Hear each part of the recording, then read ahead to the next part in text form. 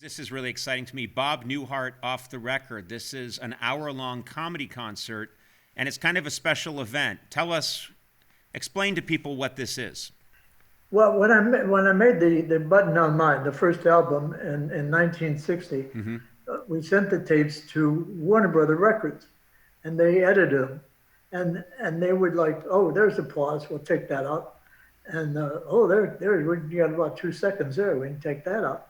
So, when I heard it, it was like jarring to me. I wasn't about to complain because it was a huge hit, but I thought if I ever get the chance to do it the way I heard it in my head, that's, as a comedian, you can understand the pauses are sometimes as important or more important than the words themselves. Yep. And so Showtime approached me, and this was 1995, and they said, "What would you like to do?" And I said, "I'd like to re-record hearing it the way I had heard it," and so we recorded it. And this is the first time it's out digitally, which is like a whole new world. It isn't like the record business. You don't go into a store and buy it and take it home, or steal it in Richard Pryor's space.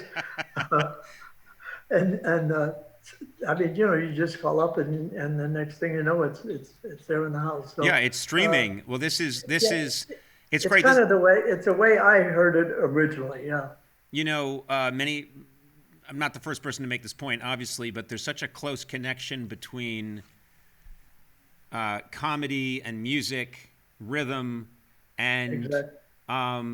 I think you more than any other comic I can think of always used the spaces the way a really good musician, a jazz musician, would use pauses and spaces to help create the music. And I believe that's something you honed in on very early in your career.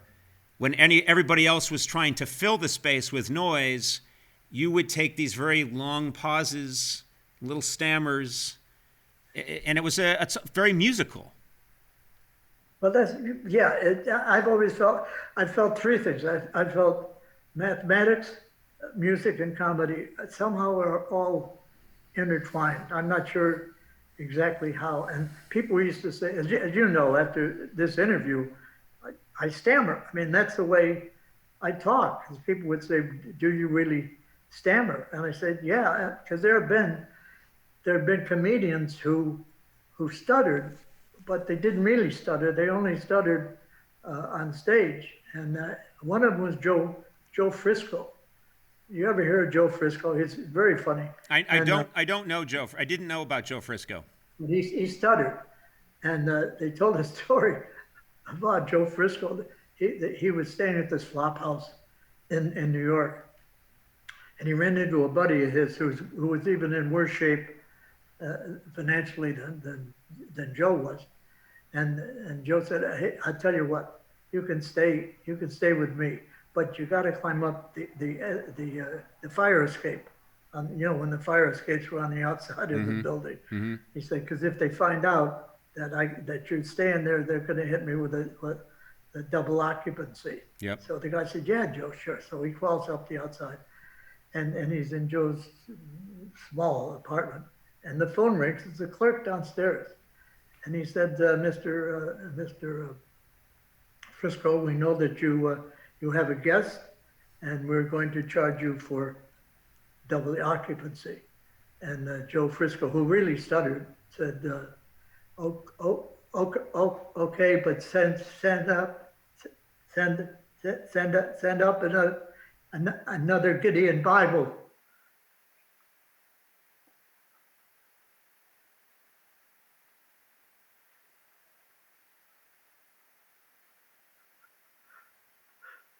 We lost sound. I have no sound. I can't hear anything. Can you hear me? Yeah. Oh, good. Oh, good. Yeah. Oh, good. There was a great moment there where we're doing this obviously via Zoom, and you told this punchline, and I laughed really hard, but you couldn't hear me. You couldn't hear me laughing, and you thought that I just didn't like the joke and that you had bombed. Is that true? That's right.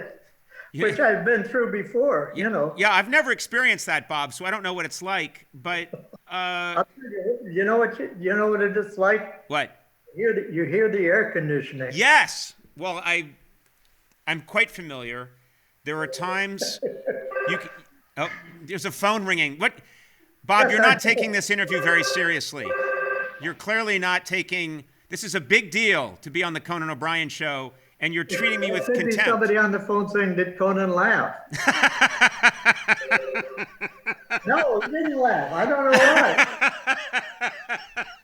But you did, for a moment there, we were talking on Zoom. You know, I know men don't compliment other men on their hair, but I like the way you're doing your hair. Thank you.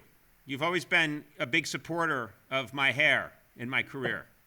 Well, somebody has, yeah. Not so much my comedy, but you've always said the hair is good. And that's more important to me than the comedy. You must be very anxious to get out there and do stand-up again. I'm very anxious to get out of this interview.